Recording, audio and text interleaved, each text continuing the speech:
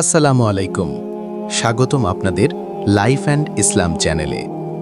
প্রিয় দর্শক, আমরা অনেকেই জানি রাসূলুল্লাহ সাল্লাল্লাহু আলাইহি ওয়াসাল্লাম প্রতি শুক্রবার সূরা কাফ তেলাওয়াত করতে বলেছেন।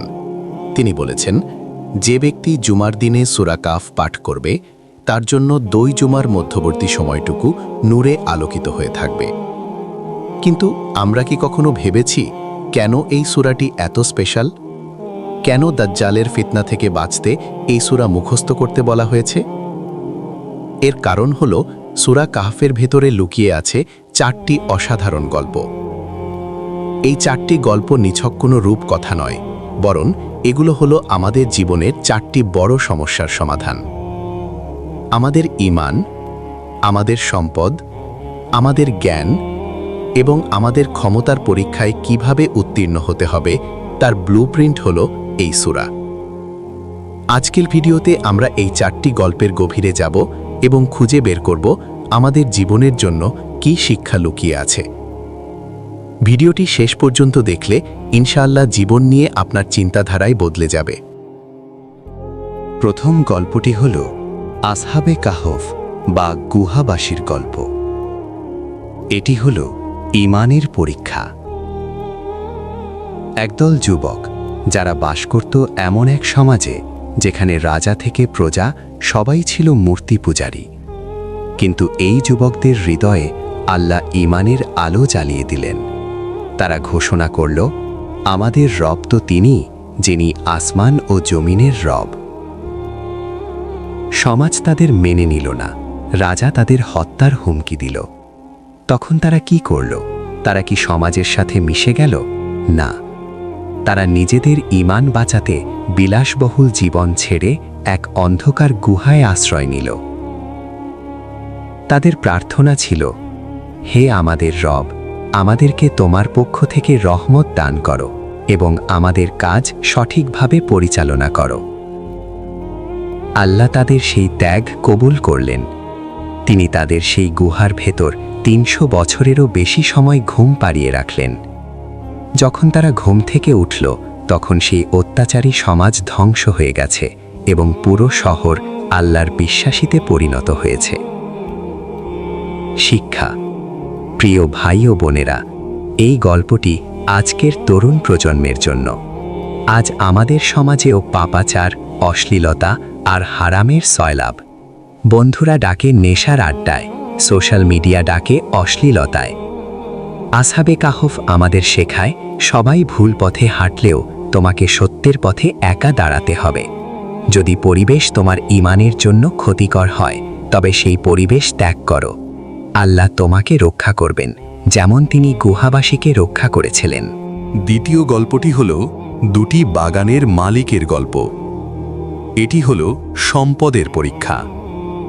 একজন খুব ধনী ব্যক্তি ছিল, যার 2টি বিশাল আঙুরের বাগান ছিল। ফলের ভারে গাছ নুয়ে পড়ত, মাঝ দিয়ে নদী বয়ে যেত। কিন্তু এই সম্পদ তাকে অহংকারী বানিয়ে দিল। সে তার গরিব বন্ধুকে অবজ্ঞা করে বলল, আমি তোমার চেয়ে ধনে জনে অনেক বেশি শক্তিশালী। আমার এই সম্পদ কখনো ধ্বংস হবে না, এমনকি কেয়ামত হবে বলেও আমি মনে করি না। তার গরিব বন্ধুটি তাকে মনে করিয়ে দিল, তুমি কি সেই সত্তাকে অস্বীকার করছো যিনি তোমাকে মাটি থেকে সৃষ্টি করেছেন? তোমার উচিত ছিল বলা, মাশাআল্লাহ লা কুওয়াতা ইল্লা বিল্লাহ, অর্থাৎ আল্লাহ যা চেয়েছেন তাই হয়েছে। কিন্তু ধনী লোকটি শুনল না। ফলাফল, এক রাতে আল্লাহ তার পুরো বাগান ধ্বংস করে মাটির সাথে মিশিয়ে দিলেন। সকালে সে দেখল তার সব শেষ। সে তখন হাতের পিঠ কামড়াতে লাগল এবং আফসোস করতে লাগল। শিক্ষা। এই গল্প আমাদের শেখায়, দুনিয়ার টাকা পয়সা, গাড়ি বাড়ি বা ক্যারিয়ার নিয়ে কখনো অহংকার করবেন না। আজ যা আপনার আছে তা আল্লাহর দান। তিনি চাইলে মুহূর্তের মধ্যে তা কেড়ে নিতে পারেন। প্রকৃত ধনী সে, যার অন্তরে আল্লাহর ভয় আছে, ব্যাংকে টাকা থাক বা না থাক। তৃতীয় গল্পটি আমাদের সবার প্রিয় এবং সবচেয়ে রহস্যময়। হযরত মুসা আলাইহিসসালাম এবং খিজির আলাইহিসসালামের ঘটনা। এটি হল জ্ঞানের পরীক্ষা।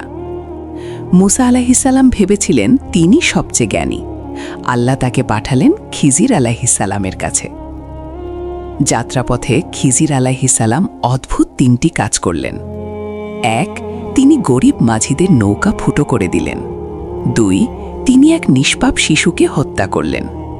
3, তিনি এক কৃপণ গ্রামের দেয়াল বিনে পয়সায় মেরামত করে দিলেন। মুসা আলাইহিসালাম ধৈর্য ধরতে পারলেন না। তিনি বারবার প্রশ্ন করলেন। শেষে খিজির আলাইহিসালাম জানালেন, নৌকাটি ফুটো করা হয়েছিল যাতে এক অত্যাচারী রাজা সেটি ছিনিয়ে নিতে না পারে। শিশুটিকে সরানো হয়েছিল কারণ সে বড় হয়ে কাফের হতো এবং তার নেককার বাবা মাকে কষ্ট দিত। আর দেয়ালটি মেরামত করা হয়েছিল কারণ তার নিচে এতিমদের গুপ্তধন ছিল যা তারা বড় হলে পাবে। শিক্ষা। জীবনের এই শিক্ষাটি সবচেয়ে গভীর। আমরা প্রায়ই অভিযোগ করি, আল্লাহ কেন আমার সাথে এমন করলেন? কেন আমার চাকরিটা গেল? কেন আমার প্রিয় মানুষটি হারিয়ে গেল? সূরা কাহফ আমাদের বলছে, ধৈর্য ধরুন। আপনি ঘটনার কেবল বাইরের অংশ দেখছেন, কিন্তু আল্লাহ জানেন এর পেছনের কল্যাণ। যা আজ আপনার কাছে বিপদ মনে হতে পারে সেটাই আপনাকে বড় কোনো ধ্বংস থেকে রক্ষা করছে। আল্লাহর পরিকল্পনার ওপর ভরসা রাখুন। চতুর্থ এবং শেষ গল্পটি হল মহান বাদশাহ জুলকারনাইনের। এটি হল ক্ষমতার পরীক্ষা। আল্লাহ তাকে পৃথিবী জুড়ে রাজত্ব এবং অঢেল ক্ষমতা দিয়েছিলেন। তিনি পূর্ব থেকে পশ্চিম পর্যন্ত জয় করেছিলেন। কিন্তু তিনি ফেরাউনের মতো অত্যাচারী হননি। তিনি ছিলেন বিনয়ী এবং ন্যায়পরায়ণ। তিনি এমন এক জাতির কাছে পৌঁছালেন যারা ইয়াজুজ ও মাজুজের অত্যাচারে প্রতিষ্ঠ ছিল। তারা জুলকারনাইনকে টাকা দিতে চাইল প্রাচীর বানিয়ে দেওয়ার জন্য। কিন্তু জুলকারনাইন বললেন, আমার রব আমাকে যা দিয়েছেন তাই আমার জন্য যথেষ্ট। তোমরা শুধু আমাকে শ্রম দিয়ে সাহায্য করো।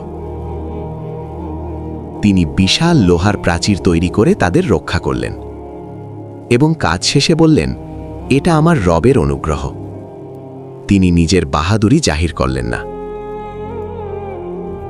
শিক্ষা। এই গল্প আমাদের শেখায়, ক্ষমতা বা পাওয়ার পেলে মানুষকে সেবা করতে হয়, শোষণ করতে নয়। আপনি যদি বস, লিডার বা বড় অফিসার হন, তবে মনে রাখবেন এই ক্ষমতা আল্লাহর আমানত। জুলকারনাইনের মতো বিনয়ী হন, নিজের কৃতিত্ব না দেখিয়ে সব সাফল্যের জন্য আল্লাহর শুকরিয়া আদায় করুন। প্রিয় দর্শক, লক্ষ্য করলে দেখবেন শেষ জামানায় দাজ্জাল এসে ঠিক এই 4টি জিনিস দিয়েই মানুষকে পরীক্ষা করবে। 1, সে মানুষকে ঈমান হারা করতে চাইবে। 2, সে সম্পদের লোভ দেখাবে। 3, সে বিভ্রান্তিকর তথ্য বা জ্ঞান দিয়ে ধোঁকা দেবে। 4, সে বিশাল ক্ষমতার অধিকারী হবে। এজন্যই রাসূলুল্লাহ সাল্লাল্লাহু আলাইহি ওয়াসাল্লাম প্রতি শুক্রবার সূরা কাহফ পড়তে বলেছেন।